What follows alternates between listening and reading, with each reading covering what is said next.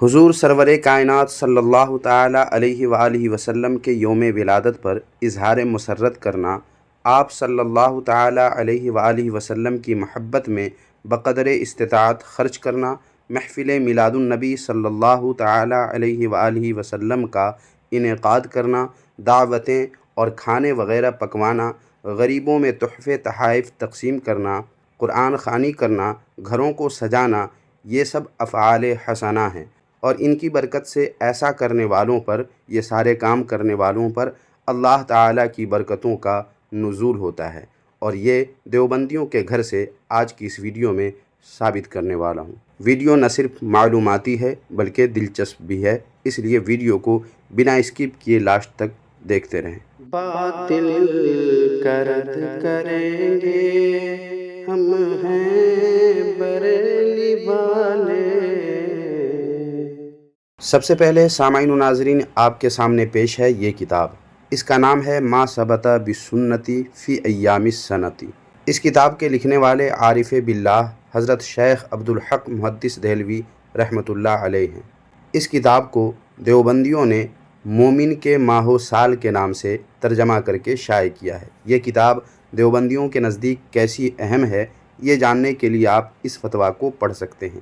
اس فتویٰ میں سوال کیا گیا ہے دیوبندی مفتی سے کہ مومن کے ماہ و سال کیسی کتاب ہے۔ اس پر کچھ لوگ اعتراض کرتے ہیں، رہنمائی فرمائیں۔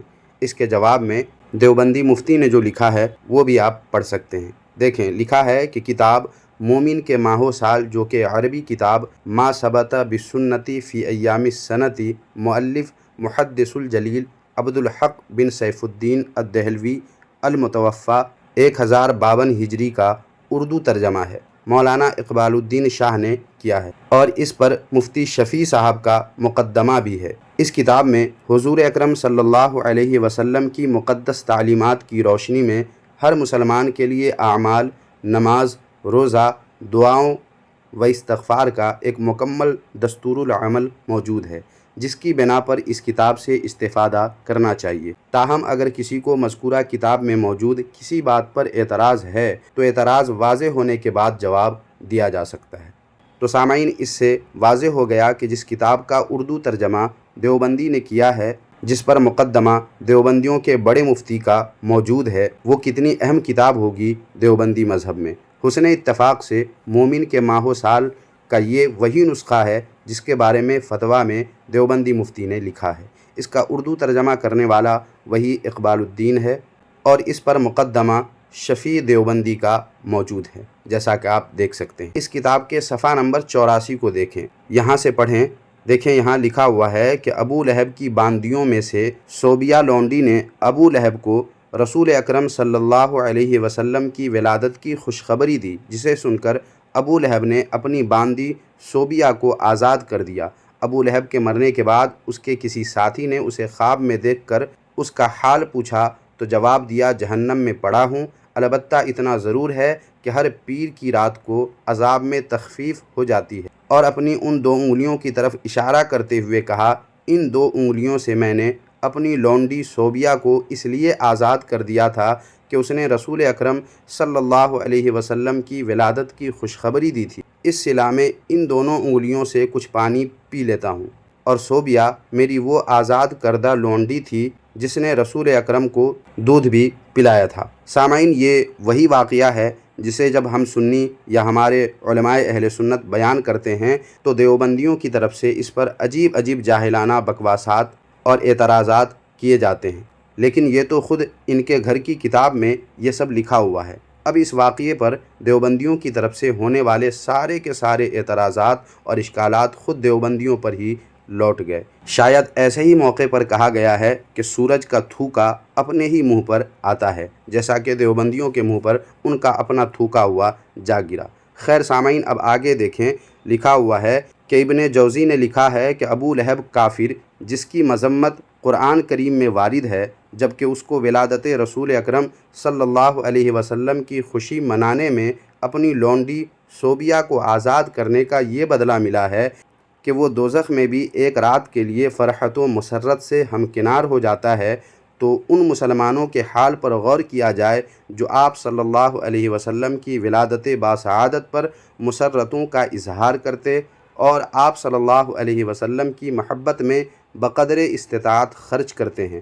میری جان کی قسم، شب ولادت رسالت مآب صلی اللہ علیہ وسلم میں اظہار مسرت کرنے والوں کو اللہ جنت کے باغوں میں داخل کرے گا۔ سبحان اللہ۔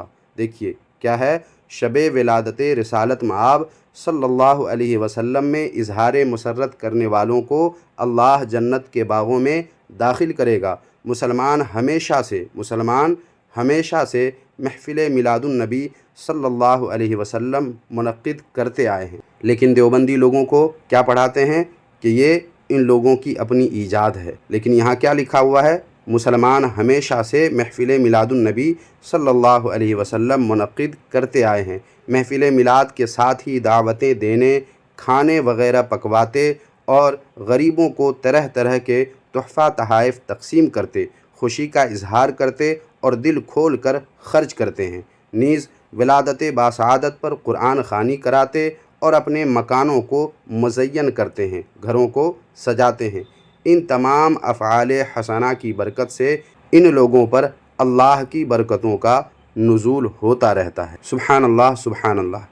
کتنی عجیب اور کیسی حیران کن بات ہے سامعین کہ دیوبندی حضرت شیخ عبدالحق محدث دہلوی رحمۃ اللہ علیہ کی کتاب کا ترجمہ کرتے تو ہیں، مگر ان کی کتاب میں موجود باتوں پر غور و فکر کی توفیق سے یہ لوگ یکسر محروم نظر آتے ہیں۔ جبھی تو تقریباً وہ ساری باتیں حضرت شیخ عبدالحق محدث دہلوی رحمۃ اللہ علیہ نے اپنی کتاب میں لکھ دی ہیں، جن پر دیوبندیوں کی طرف سے اعتراضات پچھلے چند سالوں سے کیے جانے لگے ہیں، پھر بھی دیوبندیوں کی عقل و شعور کے بند دروازے نہ کھلے۔ یہ بدبختی اور محرومی نہیں تو پھر اور کیا ہے کہ جن کاموں کو ہم سنیوں سے جوڑ کر ہم سے ثبوت دکھانے کا کمال بے غیرتی سے دیوبندی لوگ مطالبہ کرتے رہتے ہیں، وہ باتیں حضرت شیخ صاحب رحمۃ اللہ علیہ نے بیان فرما دیا ہے اپنی کتاب میں۔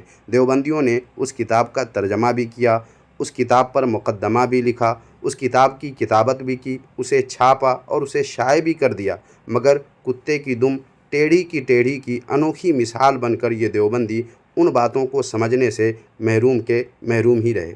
سامعین، یہ وہ محرومی ہے جسے ہر صاحب عقل و شعور بآسانی سمجھ سکتا ہے، چاہے وہ سنی ہو یا دیوبندی وہابی۔ اس کے علاوہ سامعین، آپ میں سے اکثر مطالعہ کا شوق رکھنے والے حضرات کو معلوم ہوگا کہ حضرت شیخ عبدالحق محدث دہلوی رحمۃ اللہ علیہ محفل میلاد میں قیام بھی فرمایا کرتے تھے اور اس قیام کی بارگاہ الہی میں مقبولیت و محبوبیت کو بیان بھی کرتے ہیں۔ وہ کس کتاب میں ہے؟ آپ میں سے جن حضرات کو معلوم ہے کمنٹ باکس میں اس کتاب کا نام ضرور لکھیں۔ انشاءاللہ تعالی اگلی ویڈیو میں قیام میلاد پر گفتگو ہوگی۔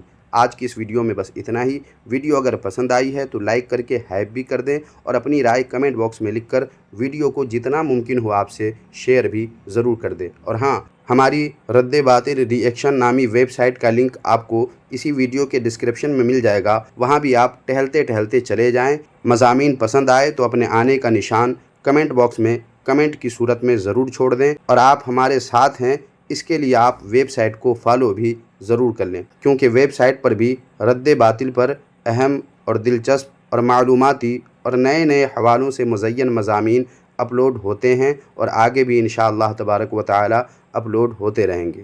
تو جائیے ٹہلتے ویب سائٹ بھی ضرور دیکھ لیجئے، لنک ڈسکرپشن میں موجود ہے۔ شکریہ، جزاک اللہ خیرہ۔